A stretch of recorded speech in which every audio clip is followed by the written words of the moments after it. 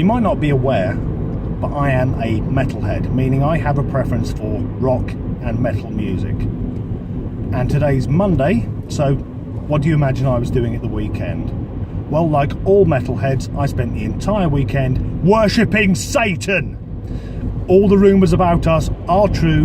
We all meet up in a graveyard at midnight, draw a huge pentagram in human blood, put some Black Sabbath on and commune with the fallen angel. We were going to sacrifice a virgin, but I live in Stoke-on-Trent and they are extremely hard to find. That's what you want to believe, isn't it? That these strange people with their tattoos and their black t-shirts all are out doing something dastardly in a hooded robe.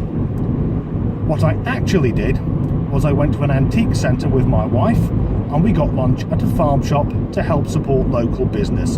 Hail fucking Satan! I've met a few of the people who call themselves Satanists, and there are a few in metal, and my response is to treat them with the scorn they deserve. Generally, I will say, you're a Satanist, grow up, you attention-seeking child. But there are people out there who believe that anyone who listens to any sort of distorted guitar is in league with the Dark One.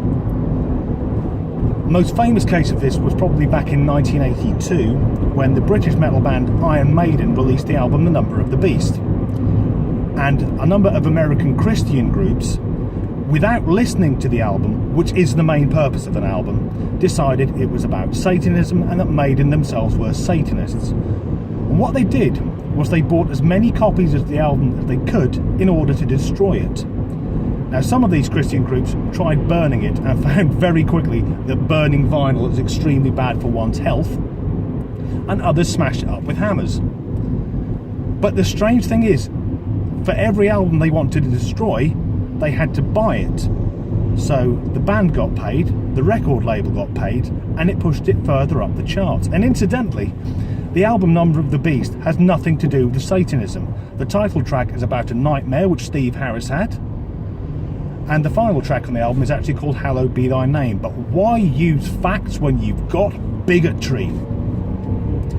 Anyway, I'm on the way home now. I'm going to continue watching The Last Kingdom, because what us heavy metal card carrying Satanists really enjoy is a bit of period drama.